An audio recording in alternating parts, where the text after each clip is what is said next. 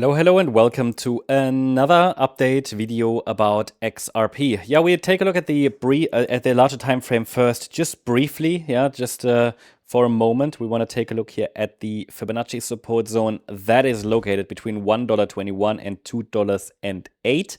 And this is the standard Fibonacci support zone for the current wave 4. That's unchanged. Not going to talk too much about that, but please note that this wave 4 could still be unfolding. I'm marking it as complete, but that's really only tentative.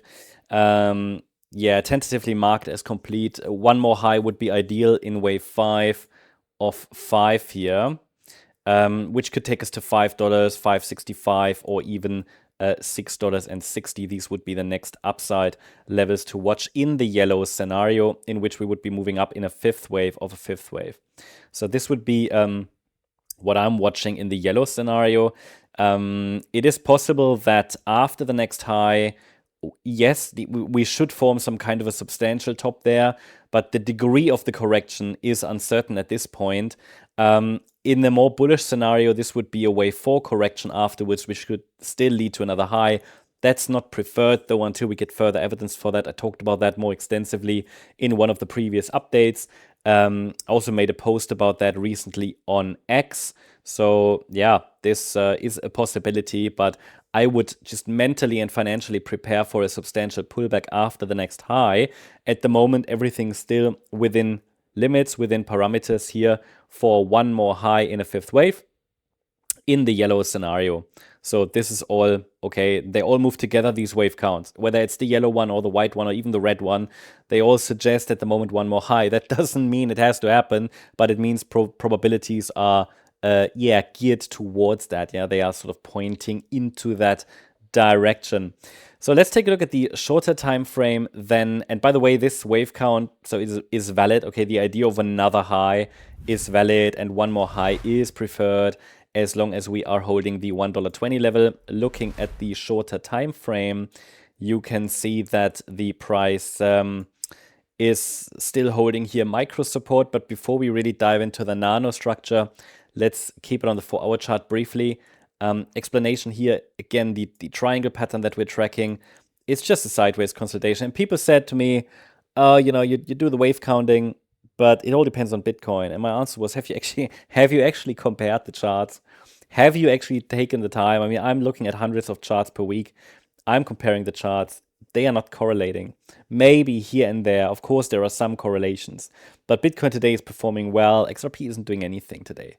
It's just been moving sideways. Bitcoin has a completely different pattern also on the larger time frame. So yeah, you can't say that. Okay, you can't say that. They don't move together all the time. So I'm still looking for higher prices though, as per the yellow scenario here and the white scenario as well. But we don't see direct correlation. So that means, for example, Bitcoin showed a bit of a pullback since yesterday. XRP hasn't really done anything. Okay, it's just a sideways range. They might correlate in direction at point, here and there, but not necessarily in wave degree. But the triangle pattern would be a so-called A, B, C, D, E pattern, and then from there we're looking for higher.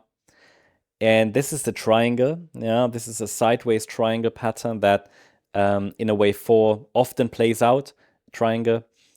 But they also often look like triangles and then break early or something. So I don't trust triangles.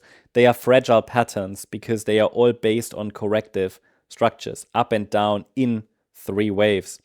And the idea is currently that this is a triangle.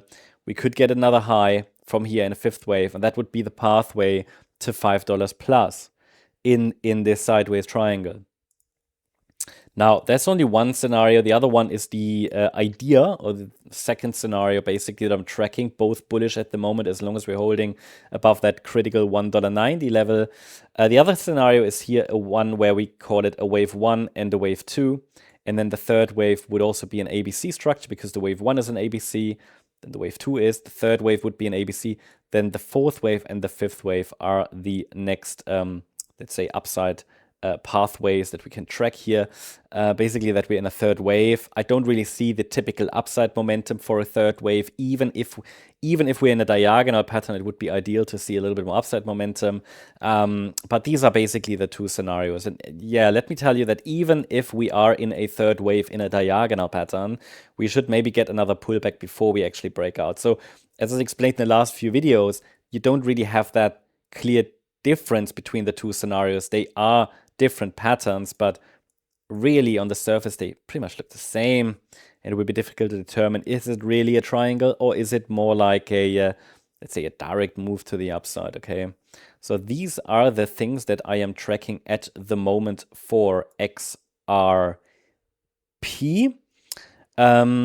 What we're also looking for here on the chart is obviously we have a target.